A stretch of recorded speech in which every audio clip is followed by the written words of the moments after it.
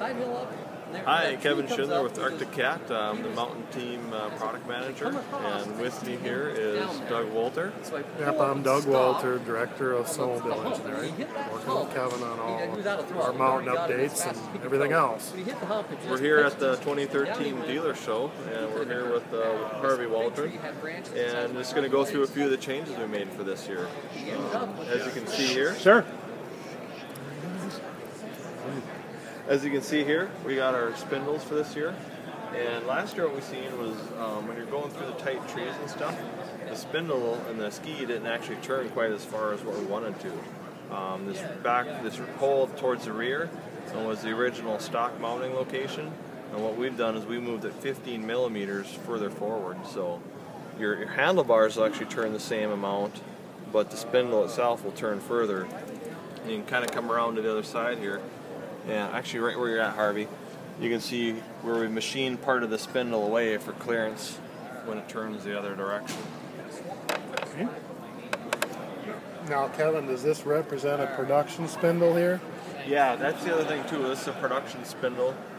We slightly changed the tooling. Last year's spindle had the parting line was running down the center of the spindle. This year it's moved off to the one side, so it gives it a little bit cleaner look, a little bit more finished. You can see the old one over here. Here's the old spindle here.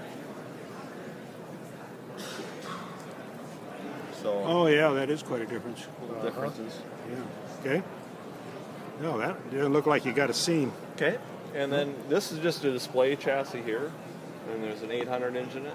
But what we're trying to show off here is the vertical steering for the 4 strokes. And the steering post itself is all the same up until this point. And then we've got this here little sleeve here that covers up the U-joint. And what that does is it adjusts the angle of the post to make it more vertical. And this top member is a plastic bushing or bearing that's supported by this tripod structure. And that's what supports the vertical steering for the 4 Now, is that identical to the kit that just came out? Yes, these are the same parts as what the kit is. So if you have somebody that has a 2012 and they want a vertical steering, this is what they put on. So it includes the post too, correct? Yeah, what you get is you get the post, you get the sleeve, you get the tripod. The one thing you'll have to do is where your plastic console comes in, you'll have to drill a hole there and put a little slit so it actually snaps around this rearward strut. Probably the A-arms next. Yeah, A-arms, I mean these I believe are still the 42-inch ones, but for 2013 we've narrowed up our M's, so they're about 2 inches narrower on each side. And what that helps is with side hilling and laying the sled over in the snow.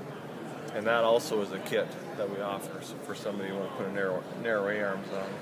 Another change down this area, which you don't see on this sled, but we've made new rubber bumpers here that are larger, and they're more foolproof for when you change your ski stance from wide to narrow on an M.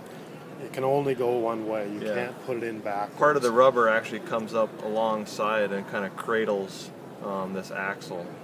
So when you do your ski offset, you need to move it.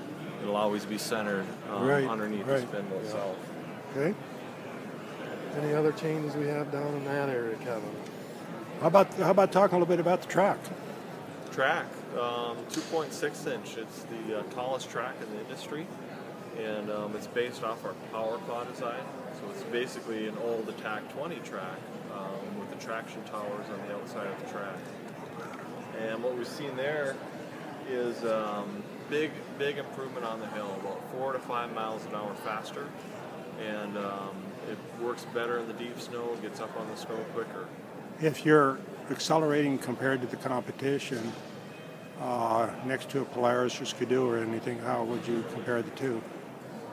With that track on, we had like a 2011 Polaris that we ran against, and it would walk away from that. We don't have the new 2013 Polaris or Skidoo yet, but if I have a chance to do any demo rides, I'll maybe bring some of our stuff with and try it.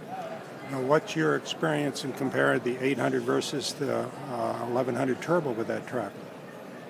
The 800, it likes the track, and And the turbo, I think, will take better advantage of it in the deep stuff. Just that extra horsepower at altitude. The track will even, I think, show greater distances.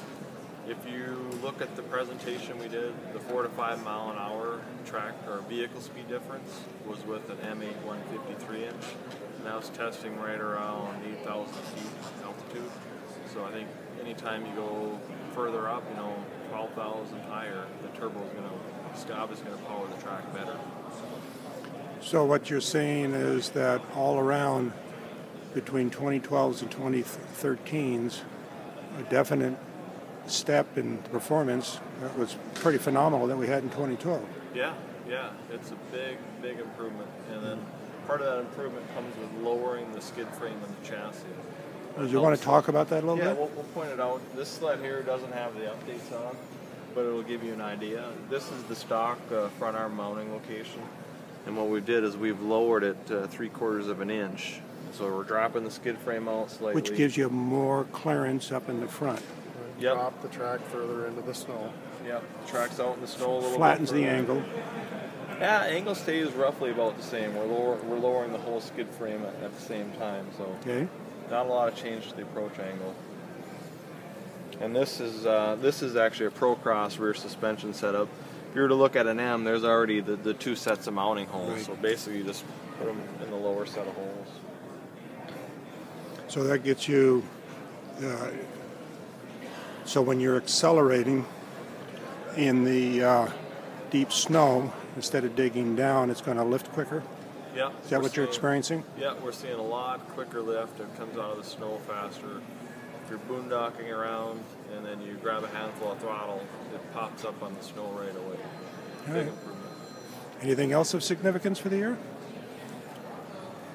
The ski stands, the vertical steering, the track. There's a few small things, just improvements. We've got a different filler neck on the oil tank. We didn't even mention that. Didn't you? No. Yeah, it's a different filler neck. The old one kind of tips forward at an angle. This one's more vertical. It's easier for filling, and it's a little bit safer too for the capsule. You can't get beyond the angle of the capsule. It'll always vent. Yeah. The biggest thing, the reason what drove the change was that if you do roll your sled over on the hard snow,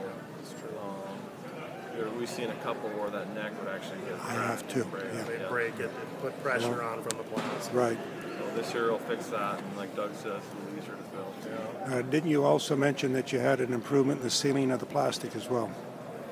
On that for side hilling? Yeah, Yes. that's on this side over here. And we can point out where it'll be on the actual snowmobile. And you can see this one here actually isn't even installed right. It's been on and off several times here at the show.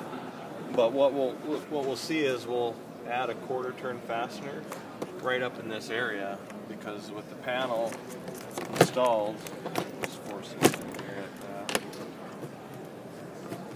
This is with the panel installed properly, and there's no gaps here under normal conditions. But when we're side hilling, you get into the harder snow, it starts flexing that plastic. Well, what we're doing is we're adding on a piece to this to the inside. That'll act as a backer plate, and you won't get any more separation. And then the other thing we're seeing is when you're in the deep snow, side hilling, this here, I'll put in the clip. But this here has a tendency to separate a little bit, and that allows for a gap. I've seen that. That 1/4 turn fastener will take care of that. On the screen, Kevin. There'll be a tighter mesh screen that we're going to put on the clutch duct cover, and then this backing plate behind the plastic. Those 3 things will make this a much more robust system for snow injection. Well, thank you very much. That was an interesting update. All right. Looking forward to seeing you on the hill sometime. You bet.